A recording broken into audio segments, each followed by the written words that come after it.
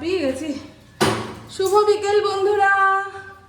আজ শনিবার, ঘড়ির কাঁটা ওই 4টে 4:30 ঘরে। আমাদের আম গাছে যে আমটা হয়েছে সেটা ইন্দ্র 3-4 দিন ধরে বলছে, মামন পেরে নাও, মামন পেরে নাও, গাছ থেকে পড়ে গেলেই ফেটে যাবে, আর খেতে পারবো না আমি, দাঁড়াও। এত গরমের পরে আমের গায়ে একটু বৃষ্টির জল পড়ুক, গাছেই পেকে যাবে। আর গাছ পাকা আম খাওয়ার স্বাদ যে কি!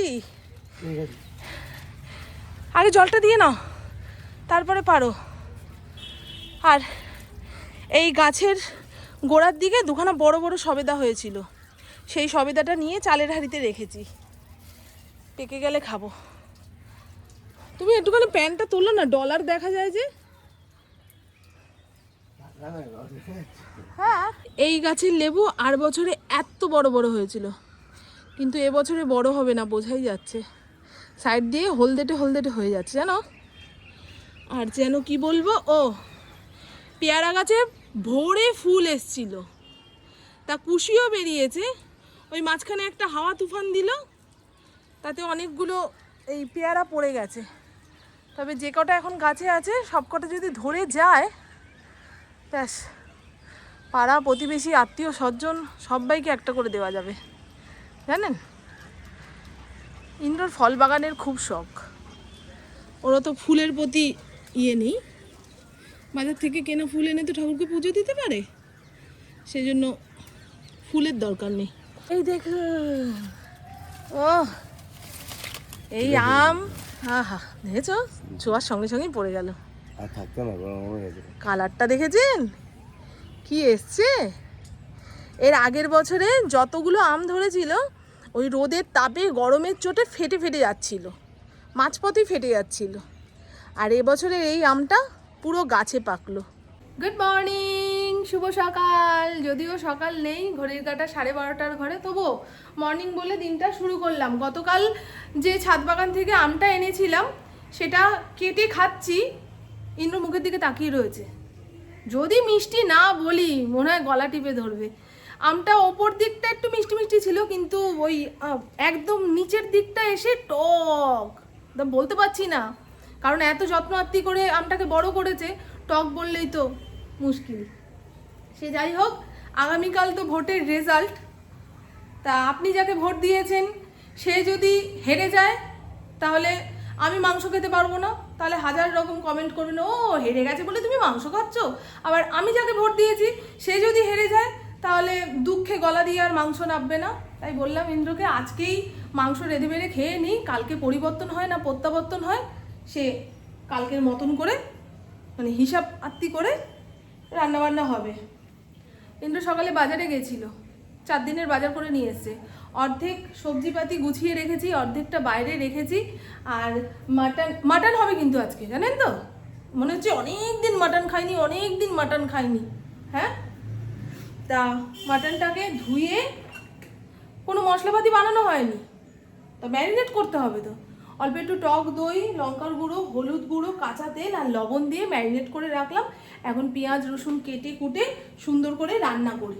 আজকে সুজাতা এই প্রেশার কুকারটা মেজে পরিষ্কার করতে পারছিল না, কালকে বিকেলে বাসন মাজতে আসেনি তো, আর আমি প্রেশার কুকারে জল দিতে ভুলে গেছি। ভাতগুলো এঁটে এঁটে শক্ত হয়ে রয়েছে, তা বললাম তুমি ভিজিয়ে রেখে যাও, আমি পরে ধুয়ে মেজে নেবো। এই ধুয়ে মেজে চাল ধুয়ে রেডি করলাম, ভাতের হাঁড়িতেও চাল ধুয়ে রেডি করে রেখে দিয়েছি। কালকের অনেক ভাত রয়েছে, তা অল্প করে ভাত বসিয়েছি, মাংস ভাত, সেখানে অল্প করে ভাত বসালে হবে, কিন্তু কালকের ভাতটা গরম করে খাওয়াবো।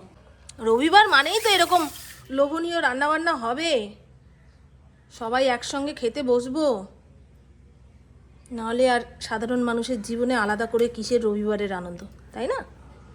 এখন এক সাইজের আলু খুঁজবো, জানেন আমার এটা খুব বাতিক, এই এত আলুর মধ্যে এক সাইজের আলু না পেলে আমার মনে হয় ঝোল তরকারিতে স্বাদ আসবে না। সব এই এক ক্যাটাগরির আলু বেছে বের করবো, দেখুন না। আজকে সকালে ঘুম থেকে উঠে ওপরের ঘরের বাথরুম, নিচের ঘরের বাথরুম পুরো ঝকঝকে তকতকে করে পরিষ্কার করেছি। আর যেদিন পায়খানা বাথরুম পরিষ্কার করি আমার গা হাত পা ছেড়ে দেয়, মনে হয় পরের কাজগুলো আর করব না, থাক, আজকে শুধু সেদ্ধ ভাত বানিয়ে খাই। বুঝেছেন? আপনাদের কাদের কাদের এরকম হয়? আমার এই পুরো বাড়িতে 4খানা পায়খানা বাথরুম। ইন্দ্রর ঘরের যেটা সেটা ইন্দ্র পরিষ্কার করে নেয়, আর আমাদের বেডরুমে যেটা মানে উপরের ঘরে সেটা পুবু পরিষ্কার করে। কেমন পরিষ্কার করবে বলুন তো? কলের মুখ পরিষ্কার করবে, দেওয়ালের টাইলসগুলো পরিষ্কার করবে, নিচের টাইলসটা একটুখানি পরিষ্কার করে নেবে। এর বাদ বাকি যেগুলো সেগুলোও করতে চায় না, পারেও না, সেগুলো আমাকে করতে হয়। মানে ডিপ ক্লিন আমি করে দেবো, সারা সপ্তাহ পুবু পরিষ্কার করে নিতে পারবে, এইরকম। আর ইনডোর ঘরের বাথরুমে আমাকে হাত দিতে হয় না। কে দেবে বাবা, আমি তো দেবোই না। ইনডোর ঘরে পুষতে গিয়েও এখন আমার ঘেন্না লাগে, জানেন? ওই কাশি হয়েছে তো মনে হয় কি ওই কেশে কুশে ঘরের চারদিকে ফেলছে। কি বলুন তো, এই বয়স থেকেই যদি লোকটাকে এরকম করতে থাকি, বুড়াকালে কি হবে? কালকে সন্ধেবেলায় এসে আমাদের এই রান্নাঘরের মাপঝোপ নিয়ে গেছে মিস্ত্রি দাদা। এখন কাজ শুরু হবে না, যারা করবে তাদের ওই সামনে কুরবানি ঈদ রয়েছে, ওই ঈদ থেকে ফিরে এসে তারপরে ঢাঁই ঢাঁই ঢিস ঢিস ভাঙচুর। বাপরে বাপ, প্রথমে আনন্দ হচ্ছিল যে আমার রান্নাঘরটা ভেঙে নতুন করে কিছু একটা হবে, কিন্তু এই মিস্ত্রি দাদারা যখন বলে গেল কোন দিন এসে ভাঙবে চুরবে, টেনশন হওয়া শুরু হয়ে গেছে জানেন, যে বাবা ইট বালি সিমেন্ট ধুলো দিয়ে কতদিন যে জর্জরিত হয়ে থাকবো। আর আজকের রোদ্দুরটা খালি দেখুন, মেঘ কাটা রোদ্দুর, এই মাথা দিলেই ফেটে ফটাস। আমার তো এই ফোনটা খারাপ হয়ে গেছিলো, তা 3-4 দিনের জন্য মোবাইলের দোকানে রেখে দিয়েছিল। কি সুবিধা অসুবিধা সেটা মিস্ত্রি না আসলে বলতে পারবে না। তা ওই 3-4 দিন আমি খালি হাতে যে কিভাবে ঘুরেছি সে একমাত্র ভগবানই জানে। যখন ফোনটা হাতে থাকে তখন মনে হয় দূর, এটা আর কিসের প্রয়োজন, আমাকে তো কেউ ফোন করে না, আমিও কাউকে ফোন করি না, এই রকম। কিন্তু ওই 3-4 দিন যে ছিল না, তখন বুঝতে পেরেছি এই ফোনটার মূল্য। এই সানডে সাসপেন্স শুনতে শুনতে রবিবারের কাজকর্ম করা কিংবা সংসারের কাজকর্মগুলো করা, সেগুলো করতে পারছিলাম না। মনে হয় আমার চতুর্দিক অন্ধকার, আমার যেন কেউ নেই। এই যে পরশু দিন নিয়ে এসছে, 3200 টাকা খরচা হলো। মাদারবোর্ড খারাপ হয়ে গেছিলো এই ফোনটার। এর আগে একবার মোবাইলের দোকানে দিতে হয়েছিল, এই চার্জার পিন পয়েন্টটা খারাপ হয়ে গেছিলো। জোড়াতালি দিয়ে এখন চলতে হবে, এখন আর নতুন ফোন কিনবো না। চলুন এখন শুনবো চতুরঙ্গ। ফাদার চলে এসছে, ভগবান। আর এই দেখুন বন্ধু, আমাদের সামনের ইলেকট্রিক পোলটা ঠিক করা হচ্ছে, সেই জন্য কারেন্ট নেই। তা যতটুকু পেরেছি রান্নার কাজ এগিয়ে রাখলাম। এখনও মশলা বাটা হয়নি। এখানে আদা, গোটা জিরে, ধনে, কাঁচা লঙ্কা, পেঁয়াজ সমস্তটা কেটে কুটে রেডি করে রেখেছি। এখন কারেন্ট আসলে মিক্সির মধ্যে পেস্ট করে কড়াইয়ের মধ্যে মশলা কষিয়ে তারপরে এই সেদ্ধ করা মাংসটা দিয়ে কষাবো। আর এখানে খাওয়ার লোক বাড়ি চলে এসছে, রান্না হয়নি, কারেন্ট নেই তো। মশলা বাটবো তারপরে না। কি রান্না করিনি কেন? আরে কখন থেকে মশলা বাটিনি তো, কি করে জানবো? আগে থেকে অ্যানাউন্স করে দিলে তো হয় যে আজকে জল থাকবে না, আজকে কারেন্ট থাকবে না, তবে না নড়ে চড়ে বসে রান্না বান্নাগুলো করে রেখে দিতাম। কি জানি, এগুলো তো ভাবতে হয় না। এসছে, এই এসে গেছে, কারেন্ট এসে গেছে। চলুন প্রেশার কুকারে মাটন আলু সব কষিয়ে নিয়ে 2খানা সিটি দিলাম। ভয় লাগছে যদি আলু গলে যায়। আমি না প্রেশার কুকারে কোনো রান্না করে শান্তি পাই না গো। খেতে দাও খেতে দাও পাগল হয়ে যাচ্ছে। এখন যদি না দিই ঘরের আবহাওয়া গরম হয়ে যাবে, জানো বাবা, বললাম না আলু ঠালু যাবে গলে। প্রেশার কুকারে আমি রান্না করে ঠিক সুবিধা করতে পারি না, কিন্তু কি করব, আজকে ওই কারেন্টের জন্য সব দেরি হয়ে গেল। চলো মেঘলা করে এসছে, বৃষ্টি হবে সেরকমই একটা গরম ভাব ছেড়েছে।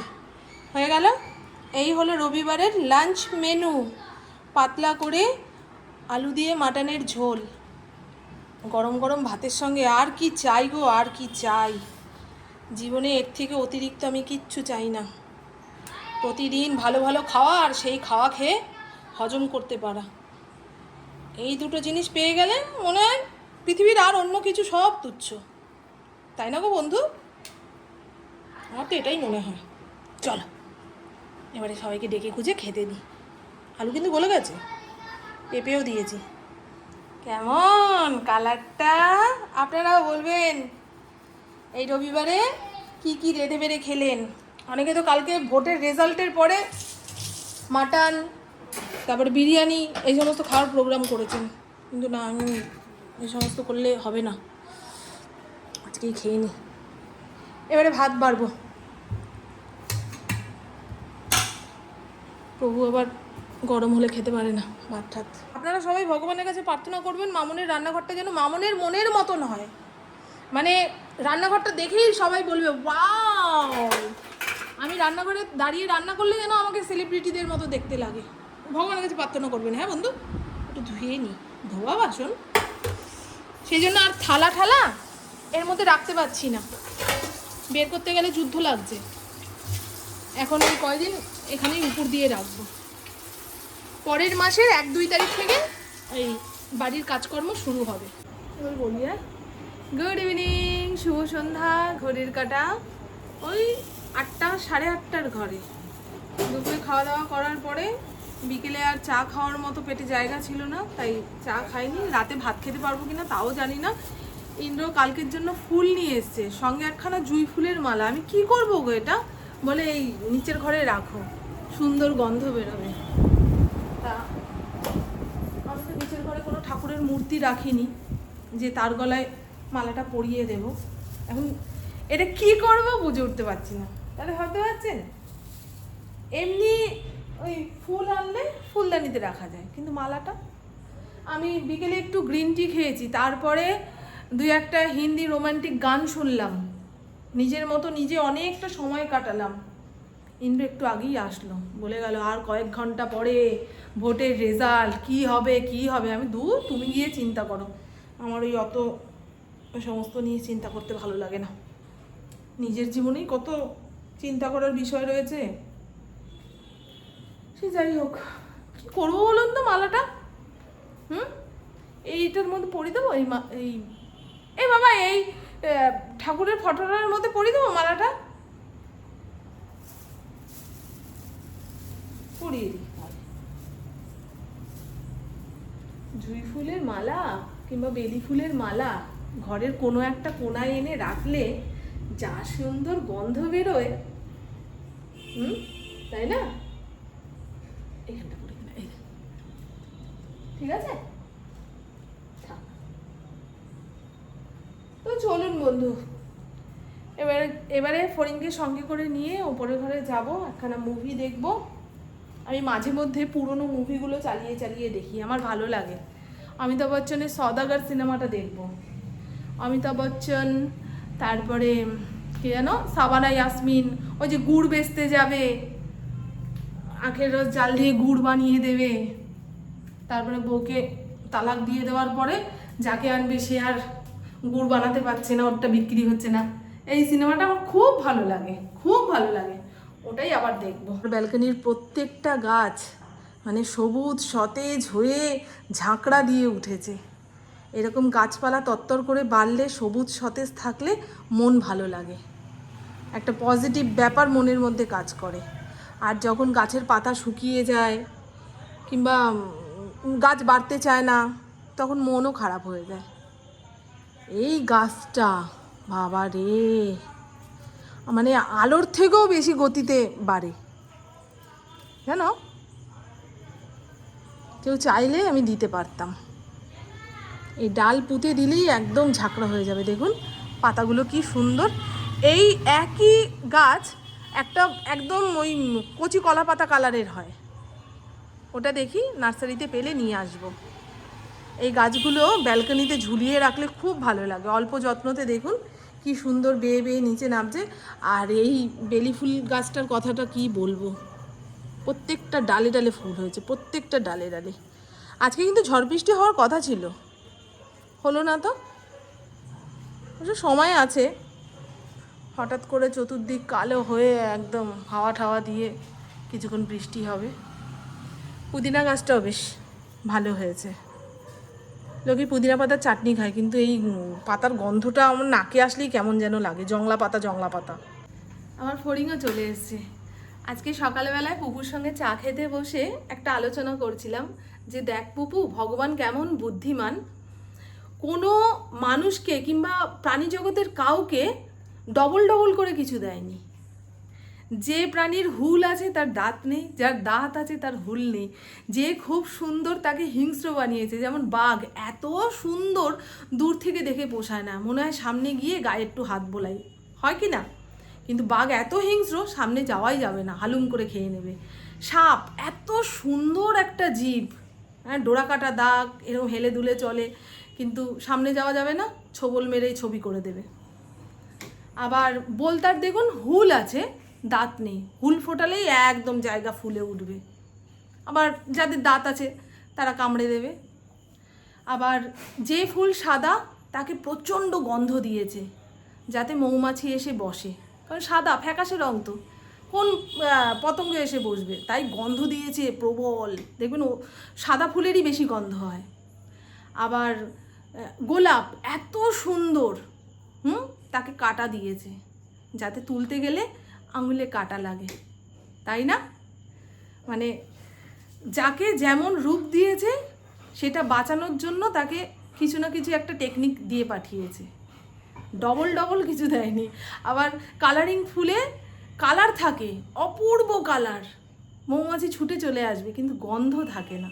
সেরকম মানুষেরও অল্প বয়সে মানুষ কত সুন্দর থাকে, প্রত্যেকটা মানুষ নিজের নিজের মতো করে সুন্দর, তাই না? যা চাইছে তাই খেতে পাচ্ছে, হজম শক্তি এত প্রবল, যেখানে চাইছে যেতে পারছে, হাড্ডি গুড্ডির জোর এতটাই বেশি। কিন্তু আস্তে আস্তে বার্ধক্যের দিকে যখন যাচ্ছে তখন সৌন্দর্য নষ্ট হচ্ছে, চুল পেকে যাচ্ছে, স্কিন নরম হয়ে যাচ্ছে, কোমর ভারী হয়ে যাচ্ছে, এখান থেকে অতটুকু উঠে যেতে বললে কি কষ্ট, কি কষ্ট। আমরা অল্প বয়সে যখন সুন্দর থাকি তখন কাজের চাপেই বলুন কিংবা সংসার সামলানোর জন্যই বলুন, মানুষকে অবহেলা করে ফেলি, কিংবা আমার সামনের মানুষটাকে এই কথাটা বললে সে কষ্ট পাবে সেটা ভাবতে ভুলে যাই। অল্প বয়সে হয় এটা, আমরা বয়সের জন্যই হোক কিংবা যে কোনো কারণেই হোক বুঝতে পারি না। কিন্তু যখন আস্তে আস্তে বার্ধক্যের দিকে যাই তখন কত নরম হই, ভেতরটা সহজ হয়, শান্ত হয়। এখন বুঝতে শিখেছি যে মানুষ বললে শোনো, ঠিক আছে ঠিক আছে, কিন্তু ওই টাইমে যখন আমার নতুন নতুন বিয়ে হয়েছে, পুপু যখন ছোট ছিল, কেউ একটা অকারণ বাজে কথা বললে মনে হয় উত্তর না দিলে আমি তো হেরে যাব। এখন কিন্তু বয়সের তালে তালে মনে হয় ও বলছে বলুক গিয়ে, ওর মুখ আছে, ওর যতক্ষণ শরীরে শক্তি আছে বলুক, আমি ওর সঙ্গে লড়তে পারবো না বাবা। ওপরে একজন বসে আছে, ঠিক বিচার করবে। এই যে আলটিমেট তার কাছে কিন্তু আমরা যাচ্ছি আস্তে আস্তে, তার কাছ থেকেই এসছিলাম, এবারে তার দিকেই আস্তে আস্তে যাচ্ছি। এখন ভগবানই ভরসা। কোনো সমস্যা হলে আগে যেমন ছটপট করতাম, এখন মনে হয় যিনি সমস্যা দিয়েছে তিনিই সমাধান করবে। অল্প বয়সে সৌন্দর্য থাকে, বোধ বুদ্ধি থাকে না, আর বার্ধক্যকালে সৌন্দর্যটা চলে যায়, ভেতরটা সুন্দর হয়, বোধ বুদ্ধি পাকা হয়। সামনের মানুষটাকে এটা বলার আগে 10 বার ভাবি, কষ্ট পাবে না তো, কিংবা কিভাবে কথা বললে জিনিসটা শুনতে ভালো লাগবে, সেই রকম বিচার বিবেচনা করার ক্ষমতা এসছে, আগে যেটা ছিল না। সেই রকমই ভগবান ডবল ডবল করে কাউকে কিচ্ছু দেয় না। তাই যারা আমার কমেন্ট বক্সে এসে লিখে যান যে মুটকি, তারপরে বুড়ি, কালো, এগুলো লিখে যান, তাদের অল্প বয়স, তারা এখনও সুন্দর। আমার বয়সে যখন যাবে তখন তাদেরও চুল পাকবে, দাঁত পড়বে, স্কিন ঝুলবে।